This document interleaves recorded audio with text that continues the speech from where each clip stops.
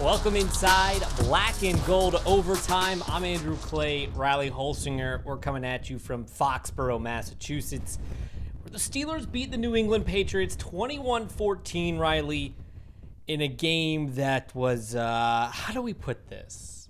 Horrendously played and hideous. Yeah, it wasn't fun to watch, but Andrew, I know this is your first time on the Steelers beat as well, so welcome to the full Pittsburgh Steelers experience here. They don't play the most flashy or fun games. They have the games where you want to pull your hair out a lot of times, but they'll end up winning a lot of those games out there as well. So that's the whole Steelers experience. You got it. I know you didn't think maybe the defense played as well as what they kind of did today, but having 5 turnovers in a game, I mean, it's hard to lose a game whenever you get 5 turnovers, and it's hard to win a game, especially if you're the New England Patriots. If you give up 5 turnovers, Steelers won the turnover battle, and really, they got a lot of key turnovers. I agree with you that the Steelers created turnovers and they got turnovers in key positions. My thoughts are, though, like, the Steelers are going to get too much credit for those turnovers. I thought only 2 of those turnovers did they earn, and the other 3 were just given to them. You know, I thought the Drake May stepping up in the pocket where he was sacked, that was a good turnover. The Steelers forced pressure. They had coverage down the field, and they made a play. And then I thought the tipped pass interception was one of those situations where you had, again, pressure. Cam Hayward got his paw up there, tipped the ball. Eccles made the interception. Those were made turnovers. But it's hard to look at some of the Ramondre Stevenson there on the goal line, just literally just coughing it up right there. I just don't understand how that happens to the Patriots over and over and over throughout this game. And I know it looks really good for the Steelers, but I look at things like 3rd down and 4th down conversions and just total yards, which New England through like 3 quarters. I know the 4th quarter they didn't really get cooking, but through 3 quarters they had plenty of, like, almost 300 yards, I think, of offense. I don't want to get too distracted by the 5 turnovers because I think that's really easy to do, and it's really easy to say, hey, the defense played great. Hey, it's easier to say at the end of the day. The only stat that really matters is the win column. The Steelers walk away 2-1 from Gillette Stadium, the first win here since 2008. And I understand where you're coming from. From my perspective, it's one of those things, like, as a football player there, if you're able to get those turnovers and keep points off the board, I mean, that's the biggest goal of playing defense of all, is getting off the field and making sure there's still a goose egg pretty much for the other team on that drive there. I understand where you're coming from with this in general, though. Derek Harmon made his debut this week, his first NFL game in the Steelers uniform. He got a sack in the game. I thought he played generally really pretty well for a guy who was on a snap count and a guy who was really coming off an injury and we didn't know what to expect. I was really impressed by Derek Harmon. Absolutely, me as well. I wasn't even sure if he was going to be able to play this game. Now, granted, he practiced all week, but you still leave it up in the air when he's listed as questionable. Especially when stuff. It's been a month, about a month since you've seen him play. Yeah, and you know what? He took advantage of the limited snaps that he was able to play. It felt like he had his presence known early in that game with a sack. I think that was good for probably Derek to kind of get out of the way, kind of get that feeling, like that welcome to the NFL feeling for him there. And I'm excited to see what he's going to be able to do as a Pittsburgh Steeler, because if it looks a lot like how he did today, he's in line to have a pretty good and lengthy Pittsburgh Steelers career. And I know that kind of probably his presence there helped make things easier for Cam Hayward and TJ Watts of the world, who combined for 3 sacks today. TJ with his first 2 of the year, Cam with his first one. And that's where I was going to go with this. I'm curious how much Harmon really freed up Cam. And that's one of those things that you got to go back and really watch the tape, and you got to be more on the inside of what they're doing, and got to be more, maybe in the film room to understand truly how Harmon's presence freed up Cam. But this was Cam's best 60 minutes of the season.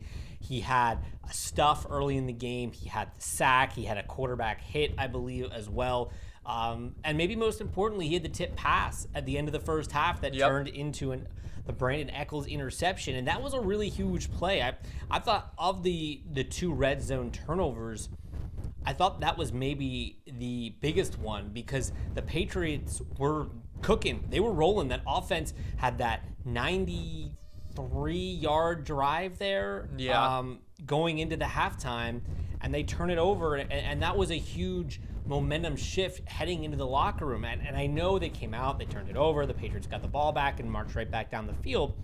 But there's, I think, a huge difference between going into the locker room with a 7-point lead, getting the ball back, and going into the locker room tied. And the Steelers went to the locker room tied, and I think that was a huge advantage for them. No, it certainly was, because New England was marching downfield on that drive. It almost raised the alert button for me that, is New England going to kind of be able to finally crack the Steelers' defense, kind of like how Seattle and New York did earlier in this season here. But that turnover was huge, and as you alluded to, I mean, the turnover as well. I mean, the Rodgers, of course, he throws the interception to former Steeler Bob Spillane. Good for him for walking away with an INT today. But I thought it was critical for the defense there to shut the door in the beginning of the second half too, and not letting New England kind of carry some of that momentum and kind of let the tide of the game swing and shift back over into New England's favor. I thought that was very big and very pivotal as well to walk away with that turnover. Could you imagine what kind of backbreaker that interception could have been in a tie game? Oh, it would have been awful. You would have had a 90-plus yard drive resulting in a touchdown before halftime. Then Rodgers, that was one of his worst decisions of the entire game, was throwing that ball into coverage like that. A long return. Then, I mean, I think New England probably marches right into the field, right into the end zone. If that's a tie ball game, because the momentum would have just been completely flipped to the other sideline pretty solidly. It would have, yeah. And you talked a lot about, I mean, the turnovers, about how Ramondre Stevenson kind of gave them up. But there was also, I think you got to credit some good coaching as well. And I know Steelers fans don't typically like to credit good coaching for head coach Mike Tomlin. I heard they had terrible coaches. I know it's a touchy topic for Steelers fans out there, but TJ Watt and some other guys alluded to it, like Cam Hayward throughout the week, that whenever they were self-scouting New England, they noticed that, you know what, ball security is an issue that New England has. Made it an emphasis to become familiar with the guys on the team that fumble a lot, like Stevenson, who's coughed it up 12 times before entering the game. And, they really scouted. They wanted to make that a point of emphasis this week, was to try and get their claws on the ball, to try and force some turnovers. And as Cam Hayward pretty much said after his press conference today, mission accomplished. Patriots have a Stevenson issue. I was surprised they trotted him back out there as well after the first one. He's your starting tailback, and he cannot seem to hold on to the ball right now. I don't know what's going on over there, but that was certainly a problem for this Patriots team, and that ultimately, cost New England. I thought New England played a generally pretty good game. I thought they played really good on defense. The Steelers' offense pretty much non-existent. But let's chat about that on the other side of the break. Let's head into our first commercial break. We're going to talk about the Steelers' offense, which was absolutely horrid throughout this game. And Pittsburgh's got some soul searching to do there. But let's talk about that on the other side of the break. You're watching Black and Gold Overtime right here on your home for Black and Gold Nation. Back here on Black and Gold Overtime. Remember, you can keep up with all things Black and Gold Nation on blackgoldnation.com. You can also follow us on Facebook. The Steelers beat the Patriots 21-14 on Sunday. We talked about the defense, the 5 turnovers, and how well the defense played, or how well you think they played. I'm still on the fence about that. Offense. Yeah. It struggled. 102 yards in the first quarter. You thought, hey, things are going really well. They only had 101 more yards the rest of the game. That's not good enough. This Steelers offense is just not good enough. No, it really didn't take until 6 minutes were left in the fourth quarter for Pittsburgh to eclipse 150 yards just total in the game. I mean, it's kind of ridiculous. It's also kind of weird, too, that really ever since Big Ben retired and before hit late stage Big Ben as well, the Steelers offense has kind of like looked the same no matter who's at quarterback, whether if that's Kenny Pickett, Mason Rudolph, Justin Fields, Russell Wilson, Aaron Rodgers even now, where you have quarterbacks that just aren't willing to push the ball down the field, not willing to really attack the middle of the field. And these offenses, I mean, they're just tough to watch out there, Andrew. Like, it's not fun to watch the offense. Do you wonder if Mike Tomlin has too much of a hand inside the cookie jar? I mean, I definitely think he preaches playing turnover-free football. I definitely think he was telling that to Russ and Fields and Kenny.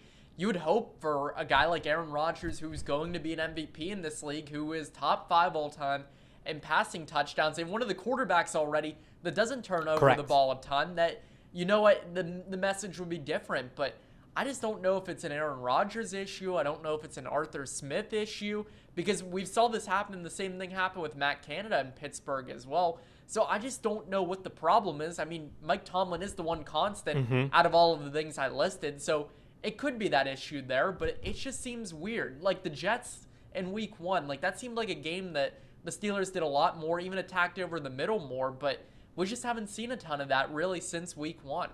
The Steelers ran the ball really well in that opening drive. I think they probably had close to 40 yards rushing, but 64 total yards rushing. They just didn't run the ball well at all.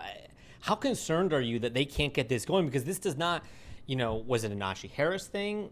I don't know. Najee Harris isn't here anymore. Jaylen Warren was a guy who consistently found yards. 2.6 yards per carry is not how you win games running the ball. Yeah, no, I'm certainly concerned. And I mean, I talked about some of the issues about Steelers quarterbacks not wanting to push the ball down the field. I know Aaron Rodgers has talked about this a lot, and I saw a lot of this today where teams are still playing too high on the Steelers because they don't respect the run. Like, they don't know or don't think that the Steelers are going to be able to gain any ground on their defense, and they absolutely are right. They don't think they're going to be able to gain any ground by running the ball, and until the Steelers show that they can effectively run the ball, teams are going to stay in too high because they realize Pittsburgh is going to have to throw against them to be able to move the ball up and down the field. Jaylen Warren, I thought he did well in some spurts whenever it was like 3rd and shorts and 2nd and shorts and stuff like that. I still love the way that he plays. I just don't think the holes are really open there for him this year. And we talked a little bit about the offensive line. Like, that's obviously part of their problem, too. They're the group that has to create these holes and everything. But I thought the line played a lot better against New England. That was a team that, entering this week, had the most sacks in the NFL with 9. Pittsburgh allowed 0 against New England. That's a stat that you got to be at least a little bit more encouraged by. Yeah, you have to be happy with the way they protected Rodgers. I thought Rodgers didn't always have a ton of time, but I thought it was a good sign that he had enough time that he wasn't taking sacks. He was getting rid of the ball, and Rodgers was okay in this game. I thought he was arid way too many times, down the field passes. Every time they tried to stretch the field through the air, I mean, the ball wasn't even with a country mile of his intended target. And that's certainly concerning because, A, that's how you throw interceptions. And B, is his arm talent just that far gone at this point in his career? To me, that's really concerning to see that really play out in the game. We talked about this after last week's game. I talked with Nick Faribault here on this very program, and he talked about Rodgers' accuracy down the field has really just fallen off. Yeah, I guess it's hit or miss because in that game to Seattle, I mean, you had that beautiful throw by Rodgers where he was off balance, just heaves it downfield to a wide open Pat Freiermuth. Well, I wouldn't say wide open, but to an open Pat Freiermuth, put it right on the money, and Freiermuth dropped it. Like, Rodgers still has the talent to make throws like that. And then there are other instances that leave you guessing too. Like, the one play I'm thinking of right now was the pass interference play where DK Metcalf drew that penalty that honestly I don't think should have been a penalty because, number one, I don't think there was a ton of contact on that play. But number two, that ball was nowhere near catchable. Like, that was almost thrown to me pretty much on the sidelines there. They also had that one play where I believe you had Calvin and DK within like 5 or 10 yards of the ball. But there was no one where the ball landed. The ball landed about like the 5 or 7 yard line. Those guys were back at like the 15-yard line. One was on the on the hash, and one was on the outside. The numbers, and like it's just I don't know where that ball was supposed to go, and you just gotta wonder why we see the talent pop off in practice. Mm-hmm. Why is that not translating to the game? And it's concerning because you brought in a former MVP quarterback, and it does not feel like you have a former MVP quarterback out there. And what's even concerning to me, too, this is back-to-back weeks that Pittsburgh has played teams without their number one corner. Last week it was Devin Witherspoon for Seattle. This week it was Christian Gonzalez for New England, and Pittsburgh really hasn't been able to take advantage of that. No. DK Metcalf hasn't really been able to take advantage of it. Calvin Austin great back shoulder fade for that touchdown against New England, but he hasn't really been able to consistently show that as well. So I think that's the biggest area too, is because Pittsburgh's going up against these teams that don't have their lockdown top corners out there, and they're still not able to be effective in the passing game. No, and the schedule's going to get tougher. Yeah. This is the easy part of the schedule. This is the part of the schedule where if you were a playoff team, you probably should have gone 3-0. Yeah, no, and listen, I said pretty much at the beginning of the season, Pittsburgh probably should have started this season 6-0 because it's a weaker schedule to begin, and then you add in injuries to like J.J. McCarthy, who the Steelers are going to see this week, and well, they're not going to see him probably this week because it might be Carson Wentz. And then you have the injury to Joe Burrow as well in week 6 or 7 or whatever that week's going to be. Like the Steelers kind of are catching even some more breaks too with how their schedule's played out. Well, you look at with the quarterbacks left on this list, like you mentioned, you may not have Joe Burrow for any of the games. No, well, they definitely won't because of that surgery. And you're getting McCarthy and Joe Flacco for the Browns. I mean, they're not exactly seeing the cream of the crop ahead of them in terms of quarterback play. So the opportunity's there for the season. Yeah.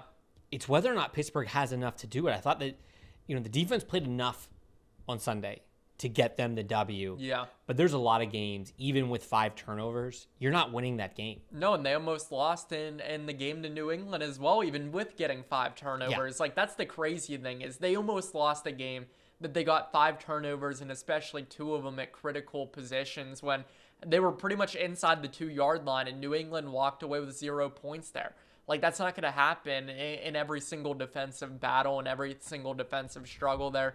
But Pittsburgh, I mean, they've got a lot to learn. They've got a lot to grow moving forward. I think one of the issues on offense right now is they don't have an identity out there. Like, you can't really point to anything and say, throw behind the line of scrimmage. Yeah, no, it's just pretty much check downs, passes between the sticks and whatnot. Like, they're not doing much to show that they have an identity at all. No, it's been really frustrating. Let's dive into that. On the other side of the break, let's talk about where the Steelers step forward now as they get ready to go to Ireland, go to Dublin, and take on the Minnesota Vikings. But let's do that after the break. You're watching Black and Gold Overtime on your home for Black and Gold News. Back here on Black and Gold Overtime, Andrew Clay, Riley Holsinger. We're coming at you from Foxborough, Massachusetts, where the Steelers beat the Patriots 21-14, or as I like to put it, the Patriots lost to the Steelers 21-14. I guess I'm not ready to give Pittsburgh too much credit here on this one. But let's talk about moving forward. Pittsburgh heads to Dublin to play the Vikings. They've got to find something on offense. You mentioned right before the break, they got to find an identity. What is that identity you want to see out of this team? Yeah, I think it's using the pieces that you have. Like, they have so many size mismatches between DK Metcalf, Darnell Washington, Pat Freiermuth, Jonnu Smith. Like, I wouldn't mind to see more 13 personnel in games and for the Steelers to maybe play bully ball a little bit more there. I know that's probably not like Aaron Rodgers' strength as a quarterback, but you're not really asking him to do too much. You're just letting him kind of take advantage of the size mismatches that he's really going to be given out there. And we've seen in the red zone, too, that he's willing and he loves to do that with guys like DK Metcalf and Darnell Washington, who Washington's been compared to Shaq by Steelers offensive coordinator Arthur Smith. I would like to know who DK Metcalf probably compares to in the NBA with his playing style in the post there, if you want to call it that. I'd like to see this team, and maybe this is the college football fan in me coming out, but I'd like to see the team adopt more of a spread approach. I don't think, and I've never thought this, I think it's a lot harder for a quarterback, especially like an Aaron Rodgers, Peyton Manning the same way. Guys who beat you with their mind, I think it's a whole lot harder to beat you with your mind when you're coming up under center. Yeah. When you are down under center and you can't see what's happening. I would like to see the team adopt more of a shotgun presence, play a lot more out of the shotgun. I would have to look at the stats to know how much he goes under center versus shotgun.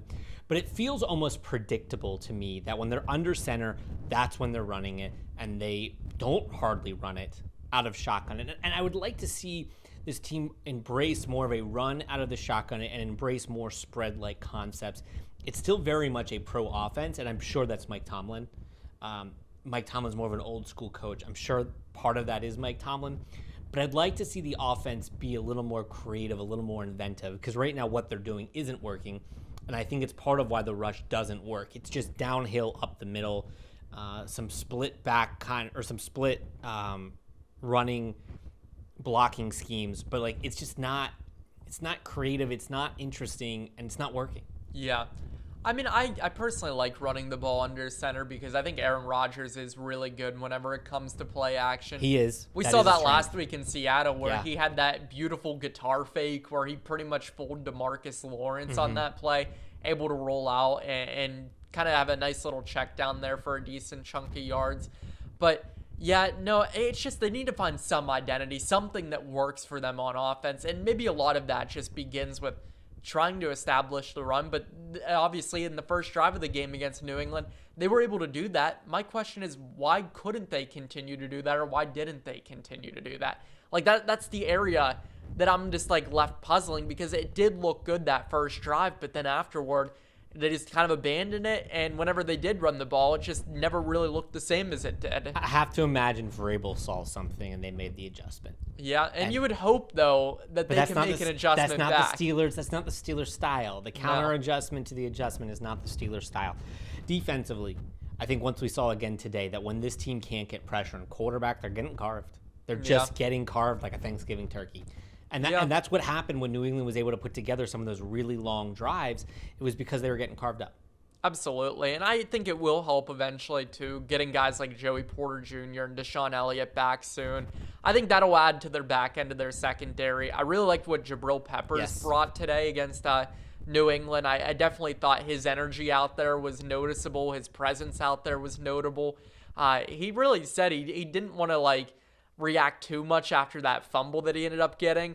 But I heard him on the sideline, he was chatting it up with fans and stuff from both New England and Pittsburgh. They're like, yeah, you guys could have had me pretty much, but you didn't. He didn't use that language. He used different language. But of course, language we cannot use here on this program. Exactly. But yeah, no, I think the Steelers' defense is going to look better as the season moves on. I think the game against New England was a good sign, too, that this defense isn't going to be as bad as what they were in week 1 and 2. I did really like the way the Steelers adjusted the starting lineup in this game. I thought it was a intelligent one.